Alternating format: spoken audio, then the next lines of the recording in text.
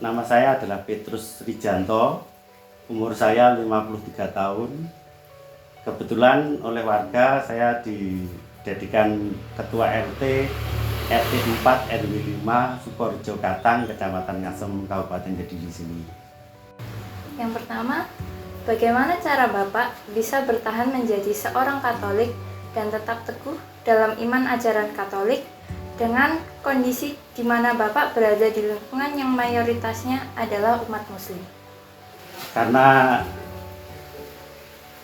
saya memang berada di lingkungan Muslim pada dasarnya. Di sini yang Kristen maupun Katolik hanya beberapa orang, dan di dalam RT sini kebetulan orangnya ya nasionalis. Jadi meskipun mereka Muslim, bukan Muslim yang garis keras begitu. Tapi kadang ya masih ada, kalau kita ngobrol, kadang kalau membawa agama, kadang kan saling membenarkan agama masing-masing, itu pasti. Jadi kalau agama itu dibawa ke berlawanan, pasti ada pertentangan, mesti membaikkan agama masing-masing, itu pasti. Meskipun kita sendiri sebagai Katolik yang paling baik gitu, mereka pun kan juga mungkin sama dengan kita. Jadi untuk menghindari itu kadang kita perlu berbicara itu ya jangan ingin menang sendiri, dan juga kita kalau memang tidak seharusnya kalah ya kita pertahankan supaya kita bisa memperkenalkan, oh Katolik itu seperti ini. Contohnya gini, pada waktu kita berbicara tentang kematian Yesus, bahwa kalau menurut paham orang Muslim, sebelum disalib itu Yesus sudah diambil, jadi diganti orang. Kalau saya menjawabnya mudah sekali. Mungkin pendapat Bapak itu betul, tapi saya kasihan sama Bapak. Soalnya gini, kalau Yesus itu diambil sebelum disalib, itu berarti Anda lebih mengagungkan Yesus daripada junjungan Anda sendiri. Yesus kan tidak sempat mati kalau ceritanya seperti itu. Betul nggak? Kan ya seperti itu. Terus akhirnya mereka juga berhenti sendiri dan kita sudah tidak melanjutkan pembicaraan yang lebih. Contoh-contoh di masyarakat seperti itu.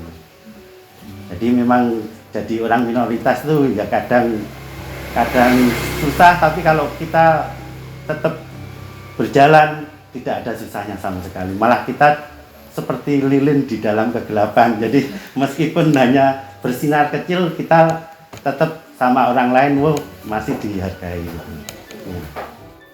Apa saja permasalahan sosial yang sering Bapak temukan sebagai Ketua RT, dan bagaimana cara Bapak agar dapat berpikir kritis memikirkan solusi terbaik untuk memecahkan masalah tersebut? Kalau masalah sosial yang paling urgent di RT itu yang saya alami ya ini. Ketika ada orang meninggal, kebetulan bukan orang Katolik seperti kita. Jadi kan kita sendiri kalau mau mengatasi hal tersebut kan tidak bisa, harus caranya gimana kan jujur aja kan kita tidak bisa.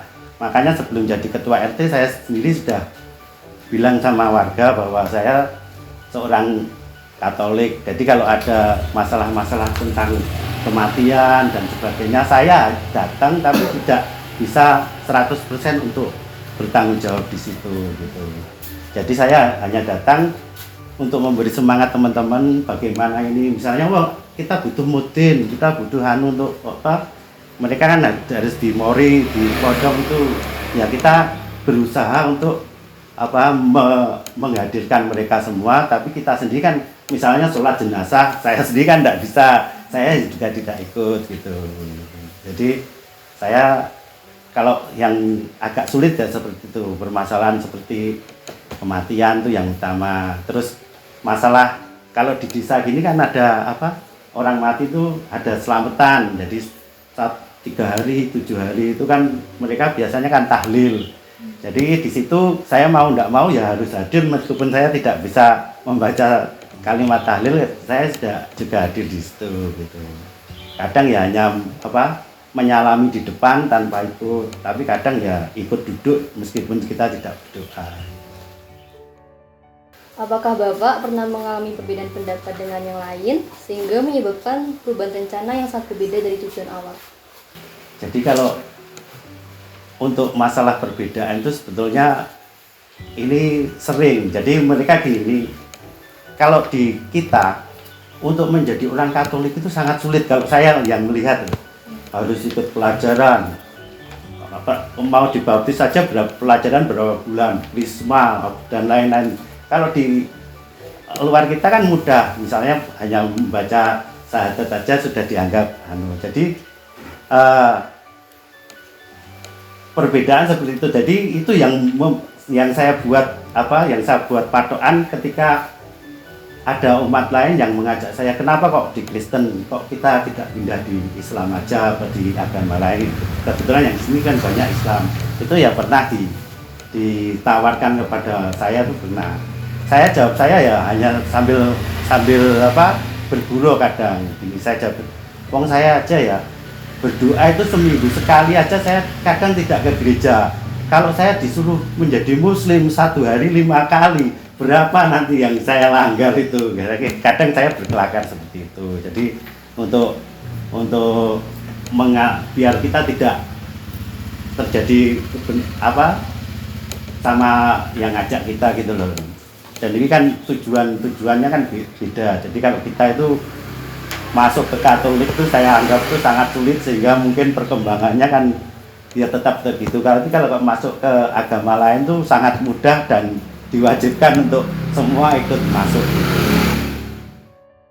Apa saja tantangan terbesar yang pernah dihadapi sebagai pemimpin?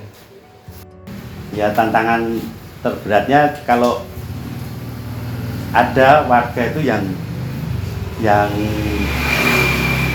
misalnya satu sama lain tuh agak ada perseteruan. Misalnya gini, dulu itu masjid di desa sini hanya satu, sekarang kan banyak masjid itu. Jadi ada yang mengikuti masjid Alamin sini, ada yang mengikuti yang ini jalan-jalan. Masing-masing itu mereka mempunyai ingin membesarkan lingkungan sendiri-sendiri. Kadang di RT saya ada separuh yang ikut sana, ada separuh yang ikut sini. Nah, mereka kan saling ingin mengajak lah.